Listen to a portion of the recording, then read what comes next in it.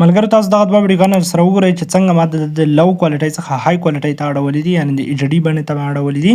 دغه ویډیو ښه چنه ده، ما صفحه کړې ده. تاسو راځئ تاسو ته هم دغه طریقه ښایم او ویډیو سره وګورئ. که چېرته غواړئ ملګرو چې تاسو خپلې ویډیوګانې انهینس کړئ، نو ستاسو ویډیوګانې وي کوالټي خرابه شوې وي او تاسو غواړئ چې هغه انهینس کړئ، نو څه ډول به یې انهینس کوئ، یعنې څه ډول به تاسو دغه ویډیوګانې ایچ ډي کوالټۍ ته اړوئ. لکه زه راځم دلته ګیلرۍ ته، تاسو دلته زما یوه ویډیو ښایم، تاسو وګورئ. دغه ویډیو که وګورئ ډېره داسې ښه چنه ده که نه، یو ډول داسې ګزې مزې شوې ده، د ایفون موبایل څخه انډرایډ ته لیږل شوې ده، نو کوالټي له لاسه ورکړې ده. یوه اندازه مرسته دغه اپلیکیشن در سره کولی شي. تاسو به لاړ شئ پلی سټور ته.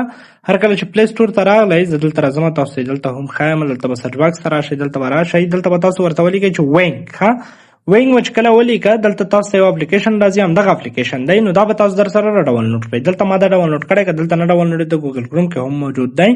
د هغې وروسته به تاسو دغه راخلاص کړئ. تاسو وګورئ لاندې 4K سوپر ریزولوشن هم شته او ایچ ډي کوالټي هم شته، نو هر یو چې تاسو کنورټ کوئ. زه دلته ایچ ډي باندې کلیک کوم او دلته ټرای ناو باندې کلیک کوم، همغه ویډیو ورته راخلم. اوس ملګرو دا ویډیو ما سلیکټ کړه، نو دا زه دلته سټارټ باندې کلیک کوم. کله مې چې په سټارټ باندې کلیک وکړ، همغه ښه چنه ویډیو ګورئ راواخیسته. دلته پروسیسینګ پیلېږي، وروسته د هغې نه چې دا پروسیسینګ 100% شي، یعنې 100% شي، د هغې وروسته تاسو کولی شئ چې دا ویډیو در سره څنګه کړئ سیو کړئ. تاسو وګورئ دغه برخه روانه شوه. دا ستاسو په انټرنیټ پورې ډیپینډ کوي. که ستاسو انټرنیټ قوي و، نو دغه کوم پروسس چې دی دا زر تر زره ترسره کېږي، او که ستاسو انټرنیټ داسې و چې لږ ضعیف و، نو بیا لازما وخت نیسي، لږ انتظار به ورته کوئ. وروسته د هغې نه ستاسو همدغه کومه ویډیو چې خپله کوالټي له لاسه ورکړې وي، خرابه شوې وي، دغه ویډیو 100% ایچ ډي بڼې ته کنورټ کېږي. یعنې تاسو لازما دغه ویډیو په ایچ ډي کوالټۍ کې کتلی شئ.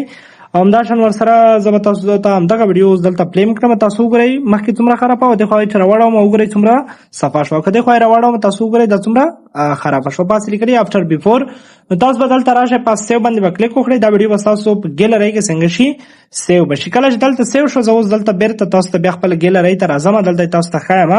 دغه ویډیو خو که نه لومړی ویډیو وه چې کومه ښه چنه وه، یعنې دا سم برابر کار یې نه کوه. اوس تاسو ته ښایم، بله ویډیو به هم دلته سیو وي. نو اوس همدغه ویډیو وګورئ، تاسو وګورئ په همدغه وینګ باندې مې ووهله. تاسو وګورئ دا ویډیو لکه ایچ ډي کوالټۍ ته کنورټ شوې ده. نو تاسو کولی شئ چې خپلې ویډیوګانې په همدغه ډول څنګه کړئ، صفا یې کړئ، ایچ ډي کوالټۍ ته یې کنورټ کړئ او انهینس یې کړئ. د داسې نورو ویډیوګانو لپاره لازما موږ در سره وڅارئ.